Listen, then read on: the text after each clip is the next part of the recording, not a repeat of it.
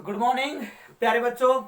तुम स्टार्ट कर रहे हैं हमारे यूनिट नंबर 8 का लेक्चर नंबर 2, जिसके अंदर हम बेटे डिस्कस करेंगे Bohr model of hydrogen atom. देखिए रदरफोर्ड एटम मॉडल की जो कुछ लिमिटेशन थी बेटा, उसके बाद बोर नाम के साइंटिस्ट आते हैं क्या करने के लिए, एटम के स्ट्रक्चर को एक्सप्लेन करने के लिए। वहां पे अपना वो खुद का एक मॉडल देते हैं। तो बच्चे वो क्या कहते हैं, क्योंकि फर्स्ट बात ये रहती है कि बच्चे एटम्स के ऊपर जब भी आप एटम्स के बारे में बात कर रहे हो उस समय बेटा वहां पे आप कभी भी क्लासिकल मैकेनिक्स और इलेक्ट्रोमैग्नेटिज्म अप्लाई नहीं कर सकते। वहां पे वो अप्लाई नहीं हो सकती वहां पे, लेकिन कह रहे हो वहां पे कुछ और भी कंसेप्ट वहां पे क्या होंगे तुम्हारे पास अप्लाई होंगे, ओनली वो नहीं आप अप्लाई कर सकते। मींस क्लासिकल मैकेनिक्स और इलेक्ट्रोमैग्नेटिज्म जो अभी तक आप पढ़ते आ रहे हो फिजिक्स में, ठीक है, माने हमने पहली 4 यूनिट पढ़ी थी वहां पे, मान लो तुम्हारे पास वो इलेक्ट्रोमैग्नेटिज्म की सारी तुम्हारे पास।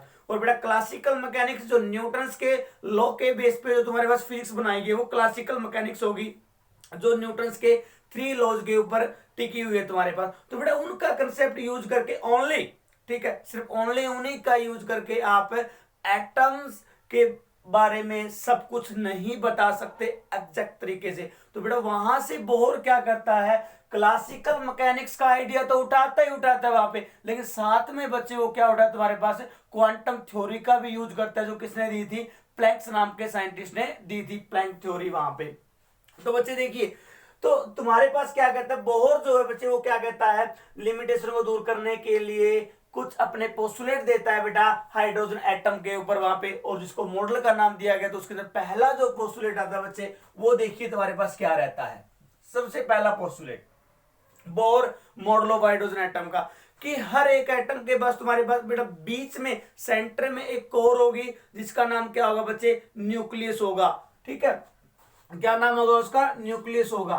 तो और उसके अंदर पूरे के पूरे एटम का बच्चे पॉजिटिव चार्ज, और पूरे के पूरे एटम का मास क्या होगा तुम्हारे पास, कंसंट्रेटेड होगा वहां पे। और बच्चे क्या होगा बेटा, कुछ इलेक्ट्रॉन क्या कर रहे होंगे इस न्यूक्लियस के चारों ओर सर्कुलर ऑर्बिट के अंदर बच्चे क्या कर रहे होंगे, वो रिवोल्व कर रहे होंगे। तो बच्चे कोई भी यदि पार्टिकल आपके पास सर्कुलर पाथ के अंदर रिवोल्व कर रहे हो तो बेटा उसको वहां पे एक सेंट्रीपिटल फोर्स की रिक्वायरमेंट होती है, और वो सेंट्रीपिटल फोर्स हमारे इलेक्ट्रॉन को कहां से मिल रहा है बच्चे, तुम्हारे पास न्यूक्लियस और इलेक्ट्रॉन के बीच में लगने वाले इलेक्ट्रोस्टैटिक फोर्स से मिल रहा है बच्चे। किससे, इलेक्ट्रोस्टैटिक फोर्स से मिल रहा है। हमें पता भी इलेक्ट्रॉन में नेगेटिव चार्ज होता है और न्यूक्लियस में क्या होता है, पॉजिटिव चार्ज होता है। तो दोनों चार्जेस के बीच में जो फोर्स लगेगी वो कौन सी होगी, इलेक्ट्रोस्टैटिक फोर्स होगी। यही इलेक्ट्रोस्टैटिक फोर्स मेरे इलेक्ट्रॉन को सर्कुलर ऑर्बिट के अंदर रिवॉल्व करने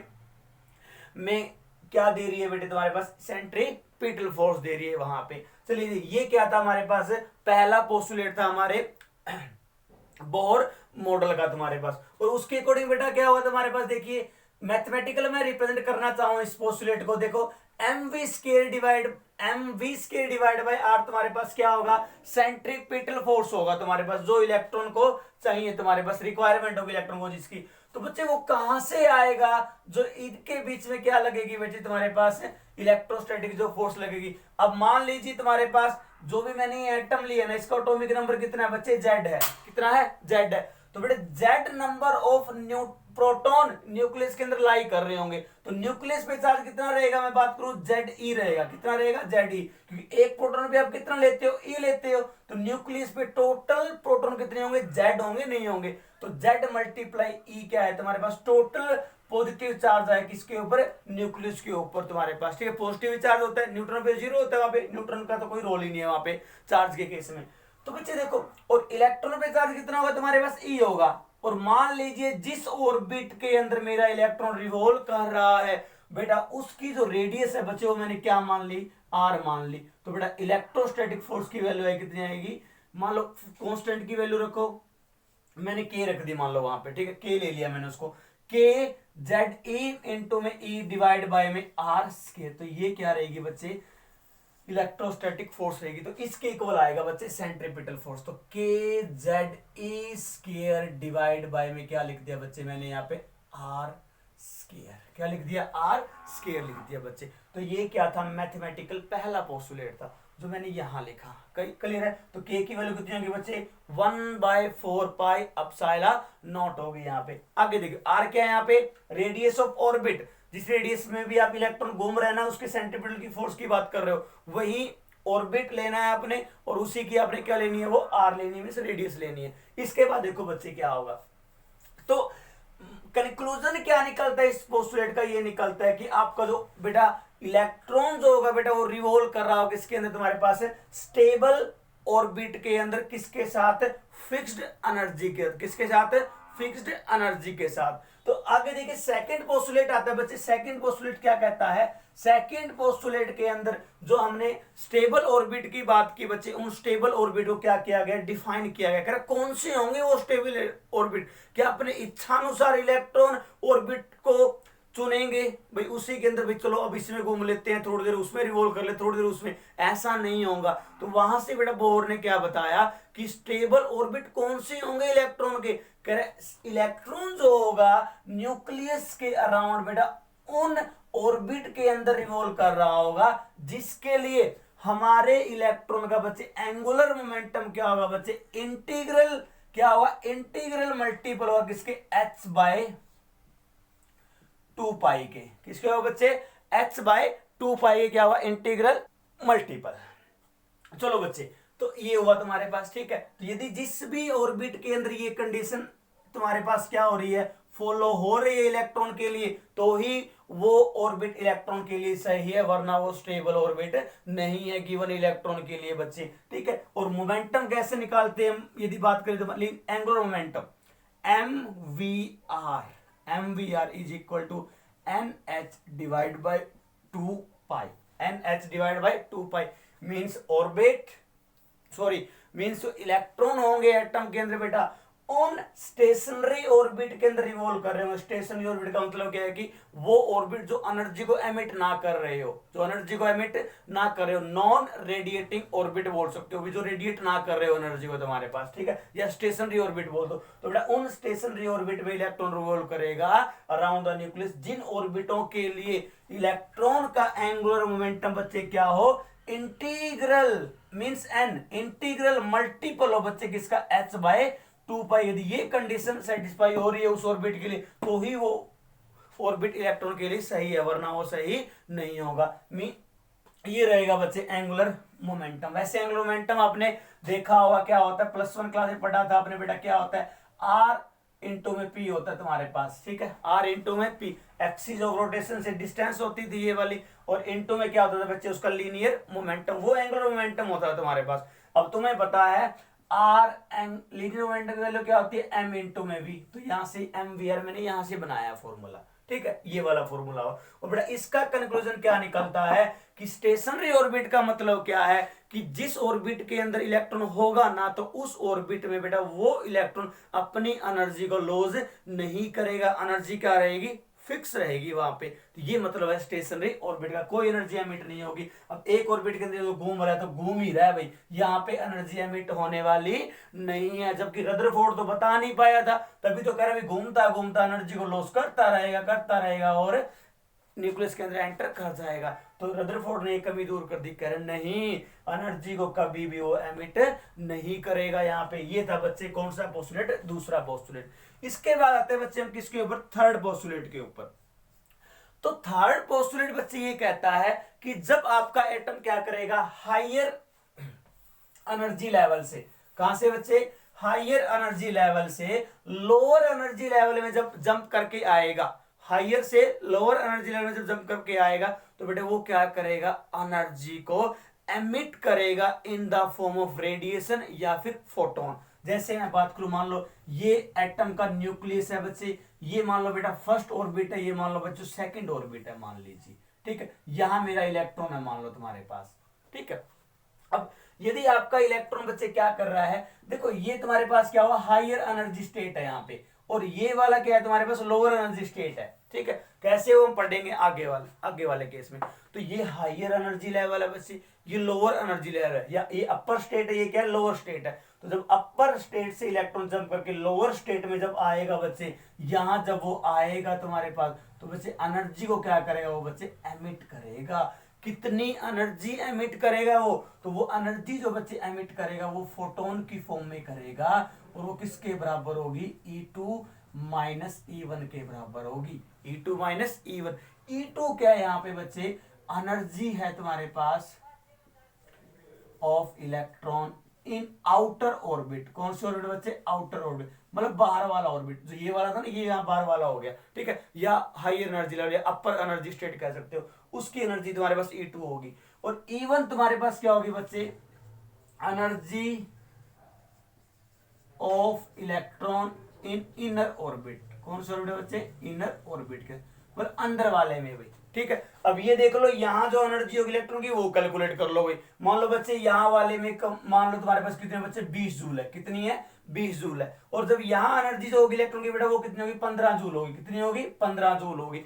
तो जब यहाँ थी 20 जूल थी, यहाँ जब कितनी होगी, 15 जूल होगी, तो 5 जूल कहाँ गई, एनर्जी की फॉर्म में एमिट होगी। फॉर्मूला ये रहा तुम्हारे पास। तो ये कौन से में थी, आउटर ऑर्बिट में थी ना, ये कहां थी, इनर ऑर्बिट में थी एनर्जी। तो दोनों की सबट्रैक्शन जो होगी वो एनर्जी का वो लॉस करेगा तुम्हारे पास, जब वो हायर से लोअर के अंदर जंप करके आएगा। ये था बच्चे मेरा क्या, कौन सा पोस्टुलेट, थर्ड पोस्टुलेट, ठीक है जी। तो एनर्जी ऐसे निकालेंगे बच्चे, HU is equal to E2 minus E1। तो अब यहाँ देखिए, हाँ एक बात और बता दूं, यहाँ पे बेटा n क्या है तुम्हारे पास, n एक इंटीजर है जिसको हम यहाँ पे क्या नाम देंगे, ऑर्बिट्स। भाई कौन सा ऑर्बिट है, फर्स्ट है, सेकंड है, थर्ड है, फोर्थ है, फिफ्थ है, वो तुम्हारे पास n रहेगा बच्चे, ठीक है। फर्स्ट ऑर्बिट के लिए n की वैल्यू 1, सेकंड ऑर्बिट n की वैल्यू 2 होगी, थर्ड ऑर्बिट के लिए n की वैल्यू कितनी होगी बच्चे, 3 होगी। ये क्या थे बच्चे, मेरे 3 पोस्टुलेट थे किसके, Bohr model of hydrogen atom के। इसके बाद में हम आते हैं बच्चे,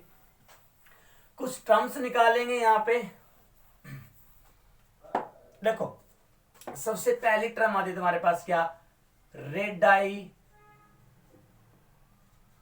of Bohr's stationary orbit, Bohr stationary orbits. तो बच्चे देखो, रेडाई, रेडाई का मीनिंग तुम्हारे पास क्या होता है, more than one radius, more than one radius mean plural हो गया तुम्हारे पास ये, ठीक है। तो बहुत सारी रेडियस को हम रेडाई लिख देते हैं वहां पे। तो किसके निकालने हैं बच्चे, हमने बोहर के स्टेशनरी ऑर्बिटों की निकालनी है अभी जो होती। तो कैसे फाइंड आउट करेंगे, अभी जो आपने आर लिया था सेंट्रीपिटल फोर्स के केस में, नीचे आर आ रहा था वहां पे, ठीक है, या इलेक्ट्रोस्टैटिक फोर्स के केस में, वो निकालनी है बच्चे, आर वही तो थी तुम्हारे पास। तो देखो, तो बेटा पहले पोस्टुलेट के अकॉर्डिंग मैं बात करूं, क्या होता है, mv² डिवाइड बाय में r इज इक्वल टू बच्चे तुम्हारे पास क्या रहता है, kZe² डिवाइड बाय में r², according to Bohr first postulate. ये इक्वेशन आती है हमारे पास। अब देखो m क्या है, यहाँ पे इलेक्ट्रॉन का मास है बच्चे, ठीक है, और v क्या है, इलेक्ट्रॉन की वेलोसिटी है, इलेक्ट्रॉन की वेलोसिटी। r क्या है, रेडियस है उस ऑर्बिट की जिस ऑर्बिट में मेरा इलेक्ट्रॉन रिवॉल्व कर रहा है, ठीक है।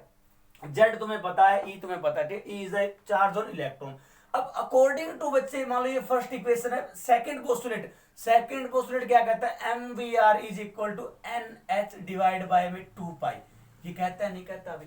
यहां से बच्चे मैंने v की वैल्यू निकाल ली, क्या आती है, nh डिवाइड बाय में बच्चे 2 पाई mr, ये वैल्यू आई बच्चे। तो बच्चे इस वैल्यू को कहां पुट करो, इक्वेशन नंबर 1 में पुट करो बच्चे। तो 1 में पुट कर देखो क्या आएगी, m डिवाइड बाय में r, तो ये रहा v², तो n² करोगे, h² करोगे, डिवाइड बाय बच्चे 4 pi square m² r² is equal to kZe² divide में बच्चे क्या रहता है, r का स्क्वायर। तो r² से r², तो ये कैंसिल आउट हुआ, नहीं हुआ अभी तुम्हारे पास, ये चलो कैंसिल आउट हो गया। अब मैं यहां से बात करूं तुम्हारे पास r की वैल्यू, हाँ एक m से एक m भी कैंसिल आउट हो गया अभी। अब r को वहां लेके जाओ और इनको यहां ले आओ, तो क्या बनता है देखो, n² h² डिवाइड बाय में 4 पाई स्क्वायर m, तो यहां था ही तुम्हारे पास, और यहां एक हो रहा है क्या, kZe² आया, और बेटा r वहां चला गया, तो ये फॉर्मूला बना मेरे पास। तो ये क्या होगी, मेरी बोहर स्टेशनरी ऑर्बिट की रेडियस होगी। अब पहले ऑर्बिट की निकालनी है, दूसरे की निकालनी है, तो भी n की वैल्यू पुट करते जाओ बच्चे। किसकी वैल्यू पुट करते जाओ, n की वैल्यू पुट करते जाओ, वो तुम्हारे पास क्या आती रहेगी, रेडियस की वैल्यू आती रहेगी। तो बच्चे यहां देखो, तो यदि n की वैल्यू आप क्या रखते हो, 1 रखते हो, तो बच्चे पहले ऑर्बिट की रेडियस आएगी।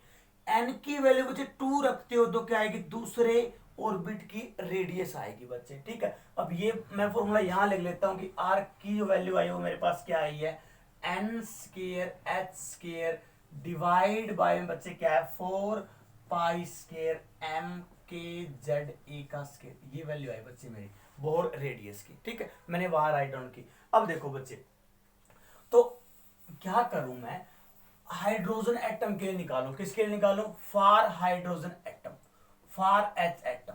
तो एच एटम के केस में बच्चे जेड की जो वैल्यू रहेगी वो हमेशा क्या रहती है, 1 रहती है, नहीं रहती, एटॉमिक नंबर 1 होता है। तो वहां पे बच्चे आर की value N square H square divide by 4 pi square M K E का स्केयर, ये रहती है बच्चे, रहती है नहीं रहती। और ध्यान से देख लो, आर जो है, देखो यहाँ एक minute, H Planck constant, constant value है, पाई कांस्टेंट है, एम मास इलेक्ट्रॉन कांस्टेंट रहेगा हमेशा, के क्या है 1/4 पाई एप्सिलॉन कांस्टेंट है अभी, ई क्या है चार्ज ऑन इलेक्ट्रॉन। ठीक है, बेसिक यूनिट ऑफ चार्ज होते हैं तुम्हारे पास ई 1.6 इंटू 10⁻19 कॉलम, तो ये रहती है, तो सारी कांस्टेंट है। हाँ, एन की वैल्यू चेंज कर सकते हो, पहले के लिए ऑर्बिट के लिए एन की वैल्यू 1, दूसरे के लिए 2 होगी। तो आर की वैल्यू बच्चे डायरेक्टली प्रोपोर्शनल किसकी हुई, एन स्क्वायर की हुई, किसकी हुई बच्चे, एन स्क्वायर की आ रही है। तो मींस जैसे जैसे आप एन 1 पुट करोगे तो बेटा क्या आएगा, 1 का स्क्वायर आएगा, जैसे एन की वैल्यू 2 पुट करोगे तो 2 का स्क्वायर आएगा,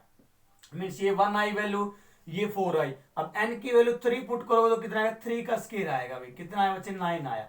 तो यहाँ डिफरेंस कितने का आ रहा है तुम्हारे, 3 का आ रहा है, यहाँ डिफरेंस कितने का है तुम्हारे पास, 5 का आ रहा है। तो मींस मेरे जो ऑर्बिट है ना वो इक्वली स्पेस्ड नहीं होंगे, क्या नहीं होंगे, इक्वली स्पेस्ड नहीं होंगे। तो देखो दूर दूर जाते जा रहे हैं, जाते जा रहे हैं, जा रहे हैं, तो इसका मतलब ऑर्बिट तुम्हारे पास ऐसे होंगे। मान लो ये न्यूक्लियस है तुम्हारे पास, तो पहला ऑर्बिट मान लो यहाँ है, तो दूसरा बच्चे कहाँ मिलेगा, यहाँ मिलेगा, तीसरा ऑर्बिट और थोड़ा दूर मिलेगा भाई, फोर्थ ऑर्बिट और दूर मिलेगा, इस प्रकार मिलेंगे भाई। तो इक्वली स्पेस नहीं है भाई, बराबर बराबर डिस्टेंस पे नहीं है तुम्हारे पास ऑर्बिट, ये बात ये शो कर रही है। ठीक है, इक्वली स्पेस्ड नहीं होंगे ऑर्बिट एक गिवन एटम के अंदर।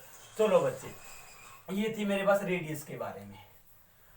ठीक है भाई, तो बेटा जो जितना आउटर ऑर्बिट होगा, ठीक है, मतलब अपर वाले ऑर्बिट होंगे उनकी रेडियस हमेशा क्या मिलेगी, आपको ज्यादा मिलेगी, ये तो सीधी सी बात है भाई। ठीक है, हमें पता है। इसके बाद आता है बेटे तुम्हारे पास क्या, velocity of electron in Bohr stationary orbit. अब क्या निकालेंगे हम, सेकंड पार्ट में बच्चों वेलोसिटी निकालेंगे, किसकी, इलेक्ट्रॉन की, कहां, बोर स्टेशनरी ऑर्बिट में। चलो निकालते हैं बच्चे। देखो तुम्हारे पास क्या आया, पहला पोस्टुलेट क्या कहता है, M V square divide by R is equal to K Z E square divide by R, कहता है नहीं कहता भाई, आर स्केयर, ये कहता है पहला पोस्टुलेट। तो यहां से बच्चे मैंने एक आर से एक आर कैंसिल आउट किया, तो आर इज इक्वल टू कितना तुम्हारे पास, K Z E square divide by में एम वी स्केयर, ये आती है बच्चे आर की value from Bohr first postulate. From second postulate we obtain mvr is equal to nh divide by में 2 पाई, ये आती है। यहां से भी आर की वैल्यू निकालो, nh divide by 2 pi mv, ये आती है बच्चे। है तो दोनों के दोनों केस में किसकी वैल्यू, आर की वैल्यू, वो मैंने पहले पोस्टुलेट से निकाली, ये मैंने सेकंड से निकाली, आएगी सेम वैल्यू, आएगी क्या, सेम वैल्यू। तो बेटा दोनों की क्या है तुम्हारे पास, लेफ्ट हैंड साइड इक्वल है तो राइट हैंड पे क्या मिलेगी, इक्वल मिलेगी। तो इक्वेशन 1 बोल दो, इसको 2 बोल दो। तो from equation 1 and 2, from equation 1 and 2 we get K Z E square divide by में बच्चे क्या आता है, M V square is equal to N H divide by 2 pi M V, ये आया मेरे बच्चे, ये आया भाई तुम्हारे पास। अब क्या है देखो, एक वी से एक वी कैंसिल आउट हुआ, एम से एम भी कैंसिल आउट हुआ, चलो अभी कैंसिल आउट हो गया जो होना था। अब वी को वहां ले जाओ, वहां ले गए, ये रह गया वी, तो वहां कितना है, k Z E square divide by बच्चे क्या रहता है तुम्हारे पास, देखो हाँ साथ में क्या जाएगा, 2 पाई भी जाएगा भैया, ये वाला 2 पाई ऊपर चला गया, और एन एच कहाँ आएगा बच्चे, बाय में आएगा, ये एन एच बाय में आ गया। तो ये क्या आ गई बच्चे, मेरी इलेक्ट्रॉन की वेलोसिटी आ गई कहां, बोहर स्टेशनरी ऑर्बिट के अंदर। तो बच्चे इसका कंक्लूजन यहां से क्या निकलेगा वो हम देखेंगे। तो देखो तो बच्चे वेलोसिटी की जो वैल्यू आई v इज इक्वल टू देखो 2 pi K Z E square divide by में बच्चे क्या आती है एन एच आती है। ये मैंने v की वैल्यू आई मेरी। अब यहां देखो, तो यदि हम बेटे हाइड्रोजन एटम के लिए बात कर ले तो वहां पे जेड की वैल्यू 1 होगी ना, तो जेड को खत्म कर दो, जेड की वैल्यू 1 रख दो, तो ये होगी तुम्हारे पास। ठीक है, अब देखो तुम क्या करते रहो, यहाँ पे वैल्यू पुट करते रहो। ठीक है, जो भी आप जिस भी ऑर्बिट के अंदर आपने पता करने वाले पहले ऑर्बिट में पता करनी हो, तो एन की वैल्यू 1 पुट कर लो भाई। जो इलेक्ट्रॉन पहले ऑर्बिट में रिवॉल्व कर रहे हैं ना, उनकी वेलोसिटी कितनी है, तो फॉर्मूले में एन की जगह 1 पुट कर दो भाई। बाकी सारी तो पता है ना आपको, वैल्यू कांस्टेंट है सारे के सारे, बाकी तुम्हें पता है, गिवन है। ठीक है, मतलब हमेशा हमें पता है भी वो कितनी होगी तुम्हारे पास, और क्वेश्चन पेपर के ऊपर भी वो लिखी हुई मिलेगी आपको सारी की सारी वैल्यू। ठीक है, तो पुट कीजिए, पहले ऑर्बिट में आएगी, दूसरे में निकालने जाने की वैल्यू 2 पुट कर लो वेलोसिटी के लिए, और यदि इलेक्ट्रॉन की वेलोसिटी चौथे ऑर्बिट में निकालनी हो किसी भी एटम के लिए, तो एन की वैल्यू 4 पुट कर दो, लेकिन जेड की वैल्यू एटम के हिसाब से पुट करेंगे भाई। अब देखो बच्चे, तो इस फॉर्मूले से हमें ये नहीं लग रहा कि v जो होगा बच्चे वो डायरेक्टली प्रोपोर्शनल टू 1/n होगा। होगा नहीं होगा, देखो ध्यान से, तो यही कंक्लूजन निकला वहां से। तो इसका मतलब जैसे जैसे आप एन बढ़ाते जाओगे तो बेटा वेलोसिटी होगी, स्पीड जो होगी इलेक्ट्रॉन की वो क्या होती जाएगी, कम होती जाएगी। इसका मतलब ऊपर वाले ऑर्बिट में वेलोसिटी जो रहेगी वो कम रहेगी एज कंपेयर टू नीचे वाले ऑर्बिट से, रहेगी नहीं रहेगी भी। तो एन ज्यादा वेलोसिटी कम होगा, तो एन तो ऊपर वाले के लिए ज्यादा होगा ना। तो ये था बच्चे मेरा किसका कंसेप्ट, वेलोसिटी का कंसेप्ट। क्लियर है। अब देखो, हाँ एक बात और बता दूं, एन की वैल्यू आप बच्चे 1 पुट करते हो ना, यहाँ पे एन की वैल्यू क्या पुट करते हो, 1 पुट करते हो हाइड्रोजन एटम के लिए, तो उस समय जो आर की वैल्यू जो भी आएगी ना तुम्हारे पास 0.5 समथिंग कुछ आएगी वहां पे, सारी वैल्यू आपको पता है गिवन कांस्टेंट है सारे के सारे। तो वहां पे जो रेडियस की वैल्यू आएगी ना बेटा, वो आएगी फर्स्ट ऑर्बिट के लिए। किसके लिए आएगी, फर्स्ट ऑर्बिट के लिए आएगी। तो जो भी आएगी यहाँ पे, तो उसको हम क्या बोलते हैं, बोहर रेडियस बोलते हैं। क्या बोलते हैं, बोहर रेडियस। तो आपसे पूछो बोहर रेडियस क्या होती है, आप बताओगे भी हाइड्रोजन एटम के केस में पहले ऑर्बिट की जो रेडियस होगी ना, उसको हम क्या बोलते हैं, बोहर रेडियस का नाम देते हैं। चलो भी, इसके बाद में आते हैं बच्चे हम किसके ऊपर, फ्रीक्वेंसी के ऊपर। तो frequency of electron in Bohr stationery orbit. तो थर्ड पॉइंट आता है हमारे पास क्या, कि हमने फ्रीक्वेंसी निकालनी है बच्चे किसकी, इलेक्ट्रॉन की, कहां, बोहर स्टेशनरी ऑर्बिट के अंदर। अब होती क्या फ्रीक्वेंसी, यदि मैं यहां डिफाइन करूं तो बच्चे क्या कर रहा है हमारा जो एटम 1 सेकंड में न्यूक्लियस के अराउंड कितने चक्कर लगा रहा है। ठीक है, तो उनको हम बेटा क्या बोलेंगे, फ्रीक्वेंसी का नाम देंगे। तो वो निकाल ली, चलो निकालते हैं। पहले तो बच्चे वेलोसिटी की बात कर लो, वेलोसिटी कितनी होती है वहां पे, 2 pi K Z E square divide by N H होती नहीं थी। अब ये भी पढ़ी है हमने भाई, पढ़ी है हमने, चलो पढ़ ली। अब तुम्हें पता है इलेक्ट्रॉन सर्कुलर ऑर्बिट में रिवॉल्व कर रहा है, तुम्हारे पास सर्कुलर ऑर्बिट में रिवॉल्व कर रहा है, चलो कर रहा है भाई।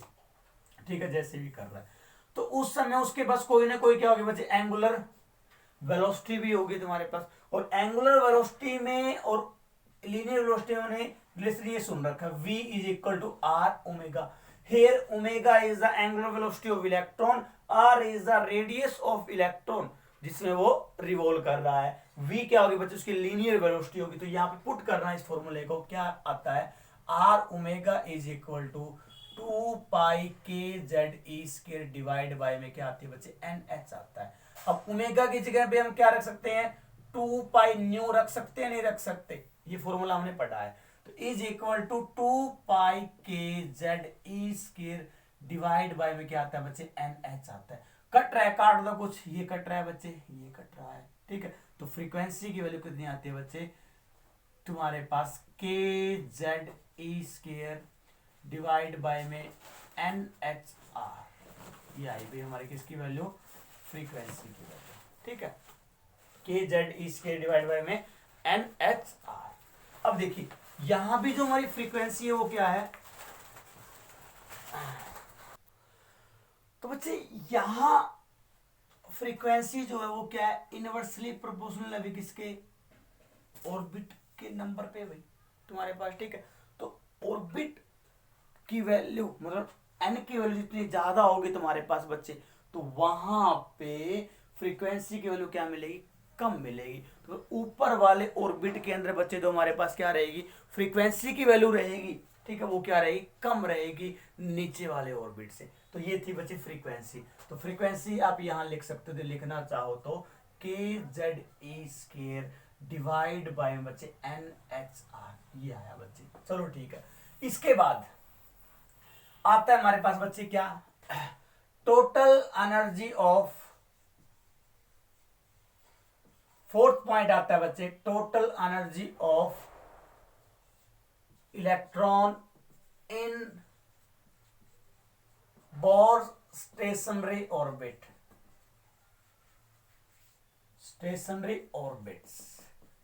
चलो हम ये देखते हैं टोटल एनर्जी कितनी होगी इलेक्ट्रॉन की, कहा, ऑर्बिट के अंदर। अब देखो यहां पे मान लो ये न्यूक्लियस है तुम्हारे पास, ये ऑर्बिट बनाया मैंने, मान लो पहला ऑर्बिट बनाया, यहां पे मेरा इलेक्ट्रॉन है। तो बच्चे ऑर्बिट के अंदर इलेक्ट्रॉन की जो एनर्जी होगी टोटल, बेटा वो क्या होगी तुम्हारे पास, टू वे में होगी तुम्हारे पास। एक तो क्या होगी तुम्हारे पास काइनेटिक एनर्जी, और एक क्या होगी भाई तुम्हारे पास पोटेंशियल एनर्जी होगी। टू वे होंगे वहां पे एनर्जी के, काइनेटिक प्लस में पोटेंशियल। अब काइनेटिक एनर्जी इलेक्ट्रॉन की होगी बच्चे उसकी वेलोसिटी के कारण, क्योंकि उसने उस वेलोसिटी होगी उसके पास, वो मूव कर रहा है ऑर्बिट के अंदर अराउंड द न्यूक्लियस। चलो ठीक है भाई। और कुछ क्या होगी बच्चे, पोटेंशियल एनर्जी भी होगी इलेक्ट्रॉन की, किसके कारण, न्यूक्लियस के पोटेंशियल के कारण। जिस ऑर्बिट के अंदर हमारा इलेक्ट्रॉन रिवॉल्व कर रहा है ना, तो उस ऑर्बिट के अंदर न्यूक्लियस का कोई ना कोई पोटेंशियल मिलेगा, और वो पोटेंशियल मेरे इलेक्ट्रॉन को भी एक्सपीरियंस हो रहा होगा। तो उसके कारण बेटा मेरे इलेक्ट्रॉन में पोटेंशियल एनर्जी भी स्टोर हो रही होगी। तो potential energy due to potential of nucleus in orbit, ठीक है, उसके कारण होगी बच्चे। या तुम पोजीशन के कारण बोलते थे, लेकिन पोजीशन में भी मैं क्या कह रहा हूं यहाँ पे, न्यूक्लियस के से जो पोजीशन है इलेक्ट्रॉन की उसके कारण। चलो भाई, तो मुझे तो टोटल एनर्जी जो रहने वाली है, मतलब उसको मैं ई बोल रहा हूं, चलो टोटल एनर्जी को क्या बोला मैंने, ई बोला। तो वो इलेक्ट्रॉन की क्या होगी, काइनेटिक एनर्जी प्लस में बच्चे पोटेंशियल एनर्जी के बराबर होगी, होगी नहीं होगी। चलो ठीक है, अब यहां देखो, तो सबसे पहले मैं बोर का पहला पोस्टुलेट आता हूं, वो क्या कहता है, M V square divide by R is equal to K Z E square divide by R का स्केयर। बच्चे एक आर से एक आर कैंसिल आउट हुआ भाई, M V square is equal to K Z, चलो मैं यही लिख देता हूं, चलो ये कैंसिल आउट हुआ भाई, चलो हुआ, ये आ गया हमारे पास, आ गया बच्चे। दोनों तरफ हमने क्या किया, 1/2 से मल्टीप्लाई कर दी, दोनों तरफ 1/2 से मल्टीप्लाई कर दी, कोई फर्क नहीं पड़ा इक्वेशन में, ये कैंसिल आउट हो गया, रिजल्ट सेम आएगा। तो बच्चे ये क्या है, क्या काइनेटिक एनर्जी नहीं बनी, क्या बनी है, काइनेटिक एनर्जी नहीं बनी। तो क्या आया, 1/2 के Z A square divide by R. तो ये वैल्यू आ गई बच्चे मेरी किसकी, काइनेटिक एनर्जी के मेरे इलेक्ट्रॉन की, जो आर रेडियस वाले ऑर्बिट में रिवॉल्व कर रहा हुआ। चलो ठीक, लेकिन पोटेंशियल और निकालो। अब बेटा जिस ऑर्बिट में मान लो घूम रहा है, चलो जिसमें भी घूम रहा है हमें नहीं पता भाई, चलो घूम रहा है, तो बेटा इस ऑर्बिट के किसी भी एक पॉइंट पे न्यूक्लियस के कारण कितना पोटेंशियल होगा, ये मैं बात करूं। मान लो रेडियस हमने इसकी कितनी मान ली, आर मान ली थी ना, ठीक, आर यहां दिखा रखी है मैंने। तो बच्चे potential at any point in the orbit due to nucleus, और ऑर्बिट कौन सा ले रहे हैं, जिस ऑर्बिट के अंदर इलेक्ट्रॉन हमारा रिवॉल्व कर रहा है, जिसके अंदर हम उसकी एनर्जी कैलकुलेट करना चाह रहे हैं, वो ले रहे हैं। तो वहां पे जो पोटेंशियल होगा वो कितना होगा, मैंने कहा था पोटेंशियल इसी पॉइंट पे निकालना हो तो कैसे निकालोगे, कांस्टेंट के मतलब 1/4 पाई एप्सिलॉन इनटू में चार्ज न्यूक्लियस का, जिस चार्ज के कारण आप निकाल रहे हो, हम इस चार्ज के कारण निकाल रहे हैं, न्यूक्लियस वाले चार्ज के कारण पोटेंशियल यहां निकाल रहे हैं। तो न्यूक्लियस में चार्ज कितना होगा, जेड ई डिवाइड बाय बच्चे डिस्टेंस का स्केयर, पॉइंट वाले पॉइंट से वो आ रहा है यहाँ पे, मतलब रेडियस का स्केयर हो गया। चलो भी, तो बच्चे एनर्जी कितनी होगी, पोटेंशियल एनर्जी। अब तुम्हें पता भी इलेक्ट्रॉन घूमता घूमता हुआ, तुम्हें पता है इसके पोटेंशियल में तो होगा ही होगा तुम्हारे पास। तो पोटेंशियल के कारण, न्यूक्लियस के पोटेंशियल के कारण इलेक्ट्रॉन की जो काइनेटिक पोटेंशियल एनर्जी होगी, न्यूक्लियस के कारण इलेक्ट्रॉन की जो पोटेंशियल एनर्जी होगी वो क्या होगी बच्चे तुम्हारे पास, इलेक्ट्रॉन का चार्ज मल्टीप्लाई में वो पोटेंशियल, ठीक है। इलेक्ट्रॉन पे चार्ज क्या होता है, माइनस ही होता है, ठीक है। वी क्या, जो पोटेंशियल हो रहा है तुम्हारे पास, जो उसको फील हो रहा है, तो रखो यहाँ पे वैल्यू माइनस के Z E divide by R का स्केयर, और बच्चे ये ई मैंने यहाँ लिख दिया, नेगेटिव साइन यहाँ, तो कितना बना बच्चे ये तुम्हारे पास माइनस के Z E square divide by बच्चे क्या बना, आर का स्केयर बना। अब निकालो बच्चे total energy. Total energy E is equal to kinetic plus potential, kinetic निकाली अभी अभी आपने, कितनी 1/2 के Z E square divide by में आर भाई, डिवाइड बाय में आर भाई तुम्हारे पास। ठीक है, चलो ये आ गया। ठीक है, सॉरी भाई यहाँ पे स्केयर नहीं आएगा, यहाँ पे स्केयर नहीं आएगा। ठीक है, यहाँ स्केयर नहीं आएगा। ठीक है, हमने गलत कर दिया वहां पे, इसको ठीक कर लेंगे बच्चे, वहां स्केयर नहीं आएगा। ठीक है, चलो अभी बच्चे, तो ये हमारी वैल्यू आती है। अब इसके अंदर आगे क्या था देखिए, तो क्या रहती है देखो, हाँ हमने काइनेटिक एनर्जी की वैल्यू पुट की, यहाँ पे कितना होता है 1/2 के Z E square divide by r put कर दिया, प्लस में पोटेंशियल एनर्जी वो माइनस के जेड ई स्केयर है, k Z E square divide by में आर है तुम्हारे पास। ठीक है, तो पोटेंशियल का फॉर्मूला हमारा डिस्टेंस ऑफ क्लोजेस्ट अप्रोच में भी आया था। ठीक है, बाय में डिस्टेंस का स्केयर नहीं होता, वो फोर्स निकालते हो तब होता है, वो इलेक्ट्रिक फील्ड निकालते हो तब होता है। चलो भाई ठीक है, अब बच्चे इसको हमने सोल्व किया अच्छे से, तो क्या आएगा देखो।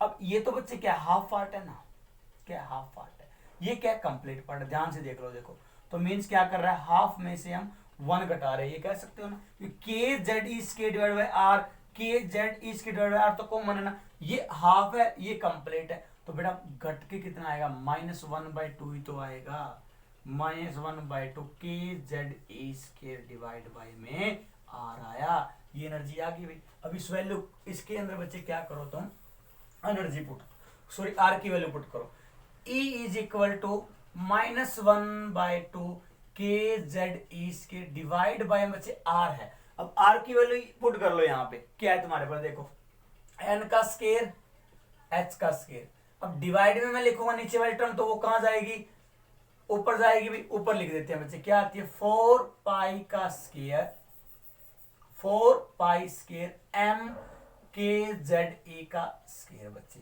ये आई तुम्हारे पास वैल्यू। चलो भी कुछ कैंसिल आउट हो रहा तो कर दो, नहीं हो रहा तो भी छोड़ दो भाई। ठीक है, नहीं हो रहा, ठीक है, हो रहा है 2 जा 4, तो बच्चे ई की वैल्यू क्या आई, -2 पाई स्केयर। ठीक है, -2 पाई स्केयर, के भी स्केयर आ रहा है बच्चे तुम्हारे पास, के भी क्या आ रहा है, स्केयर आ रहा है देखो, तो के स्केयर मैंने यहां लिख दिया। चलो ये हो गया बच्चे, और ये हम लिख चुके हैं यहाँ पे, चलो इनका भी काम खत्म हुआ। और बेटे जेड भी क्या आ रहा है, स्केयर आ रहा है, जेड की वैल्यू क्या आ रही है, स्केयर आ रही है, तो ये भी कैंसिल आउट की भी हमने। ठीक है, और पाई स्केयर भी हम लिख चुके हैं, ये भी लिख चुके हैं, और एम की वैल्यू और ई की वैल्यू क्या है बच्चे 4 है, ई की पावर 4 है, डिवाइड बाय में एन स्केयर एच स्केयर है, ये वैल्यू आई बच्चों। ये क्या आई तुम्हारे पास है, टोटल एनर्जी आई इलेक्ट्रॉन की, और किस कौन से ऑर्बिट में, nth ऑर्बिट में, जिसकी रेडियस कितनी है तुम्हारे पास, आर जो भी रही होगी, मैंने यहाँ वैल्यू पुट कर चुके हैं। चलो भाई पुट कर चुके हैं। अब देखो बच्चे, तो नेगेटिव एनर्जी जो आ रही है तुम्हारे पास, ठीक है, क्या आ रही है, टोटल एनर्जी क्या आ रही है, नेगेटिव आ रही है इलेक्ट्रॉन की।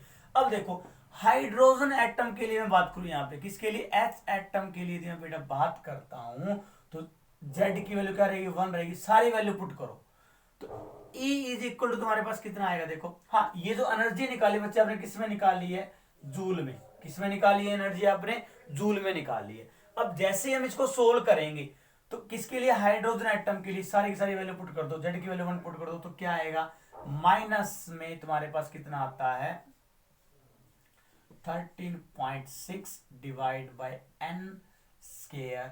ठीक है, और इनटू में क्या रहता है बच्चे तुम्हारे पास, इलेक्ट्रोवोल्ट, क्या रहता है, इलेक्ट्रोवोल्ट। ये एनर्जी जूल में थी, तो इलेक्ट्रोवोल्ट में कन्वर्ट करने के लिए क्या किया गया होगा, 1.6 इंटू 10 की पावर -19 से क्या किया गया होगा, डिवाइड किया होगा, तब जाके जूल को आप इलेक्ट्रोवोल्ट में बनाते हो। यदि मान लो तुमने सिंपल से बनाना होता, मान तुम कहे सर हाइड्रोजन के लिए लिखते, मत लिखो भाई, तो यहाँ पे क्या आता, जेड का स्केयर और आ जाता भाई, किसका स्केयर, जेड का स्केयर और आ जाता। हाँ, क्योंकि बाकी सारी सब एटमों के लिए फिक्स रहेगी वैल्यू भाई, सबके लिए फिक्स रहेगी, एच सब के लिए वही रहेगा, के सब के लिए वही रहेगा, एम सब के लिए वही रहेगा, ई सब के लिए वही रहेगा, कौन नहीं वही, एन अलग हो सकता है और जेड अलग हो सकता है, वो मैंने यहाँ शो कर दिया भाई। ठीक है, तो आगे देखो तुम्हारे पास, तो for H atom, H atom के लिए लिखो तो बच्चे जेड की वैल्यू 1, तो E इज इक्वल टू कितना आता है, -13.6 divide by n square electronvolt. ये भी इलेक्ट्रोवोल्ट में थी, ये आई बच्चे। अब नेगेटिव एनर्जी आ रही है, कौन सी आ रही है? नेगेटिव। तो नेगेटिव साइन यहाँ पे ये शो कर रहा है कि मेरा इलेक्ट्रॉन जो है वो न्यूक्लियस से बाउंड है, न्यूक्लियस से बाउंड है, वो फ्री नहीं है उसको लीव करने के लिए। मीन्स यदि तेरे को लीव करवाना हो क्या ऑर्बिट, ठीक है, न्यूक्लियस से दूर लेके जाना, ऑर्बिट से बाहर ही निकालना तुम्हें इलेक्ट्रॉन को, तो बेटा इतनी एनर्जी उसको प्रोवाइड करवानी पड़ेगी। तो ये एनर्जी वो है जो नीड है इलेक्ट्रॉन को बाहर आने के लिए ऑर्बिट से, तो ये वो एनर्जी है तुम्हारे पास। ये नहीं है कि इतनी एनर्जी लेके वो बैठा है, इतनी एनर्जी लेके वो वहां पे नहीं बैठा तुम्हारे पास। यहां तक समझ में आ रही है बात? चलिए भी अब इसके बाद देखो तुम्हारे पास क्या है कि यदि तुम्हारे पास क्या किया जाए कि जैसे जैसे हम एन की वैल्यू को बेटा क्या कर रहे हैं, बढ़ा रहे हैं, एन की वैल्यू बढ़ाते जाओगे तो बच्चे तुम्हें पता है नेगेटिव वैल्यू क्या होती जाएगी? कम होती जाएगी। क्या होती जाएगी? कम होती जाएगी। मीन्स पॉजिटिविटी में मैं देखूं तो मेरी एनर्जी क्या होती जा रही है? बढ़ती चली जा रही है। क्या होती जा रही है? बढ़ती चली जा रही है। नेगेटिव वैल्यू कम होती जा रही है, मीन्स पॉजिटिव वे के अंदर मेरी टोटल एनर्जी इलेक्ट्रॉन की वो क्या होती जा रही है? बढ़ती जा रही है तुम्हारे। मीन्स ऊपर वाले ऑर्बिट में जैसे जैसे आप जाते जाओगे तो एनर्जी जो होगी इलेक्ट्रॉन की टोटल वो इंक्रीज करती जाएगी। तो लोअर ऑर्बिट के अंदर एनर्जी क्या रहती है बच्चे? लो रहती है। और अपर के अंदर एनर्जी इलेक्ट्रॉन क्या रहती है? हाई रहती है, मतलब लार्ज रहती है एज कम्पेयर टू नीचे वाले से तुम्हारे पास, ठीक है। तो तभी तो हम बोलते हैं कि ऊपर वाला हायर एनर्जी स्टेट होती है और नीचे वाली लोअर एनर्जी स्टेट होती है यहाँ पे, ठीक है। तो नेगेटिव साइन का मतलब मैंने आपको बता दिया, यहाँ पे ये होगा। तो बेटा इस यहाँ पे देखो तो क्या हुआ, मान एन की वैल्यू 1 पुट कर लो, 1 पुट कर लो, तो ई की वैल्यू कितनी आई तुम्हारे पास? -13.6 इलेक्ट्रोवोल्ट आती है। तो ये क्या है? इसका मतलब क्या है? 13.6 इलेक्ट्रोवोल्ट आपको एनर्जी देनी पड़ेगी किसको? एटम को। यदि पहले ऑर्बिट से आपको इलेक्ट्रॉन निकालना है तो मीन्स ये क्या होगी बेटा? हाइड्रोजन एटम के लिए आयोनाइजेशन एनर्जी होगी। हाइड्रोजन एटम के लिए बोल रहा हूँ, जेड की वैल्यू 1 पुट करके आए हो, ठीक है। तो इसका कितनी एनर्जी प्रोवाइड करनी पड़ेगी बेटा? 13.6 इलेक्ट्रोवोल्ट, ठीक है, नॉट अ नेगेटिव, ठीक है। नेगेटिव का मतलब मैंने बता दिया, बाउंड, ठीक है। तो इतनी एनर्जी प्रोवाइड करवानी पड़ेगी बच्चे आपको, ठीक है। तो ऊपर जाओगे तो इलेक्ट्रॉन की एनर्जी क्या होती रहेगी? बढ़ती चली जाएगी, ठीक है। चलिए बच्चे इसके बाद आते हैं हम बच्चे origin of spectra. Origin of spectra,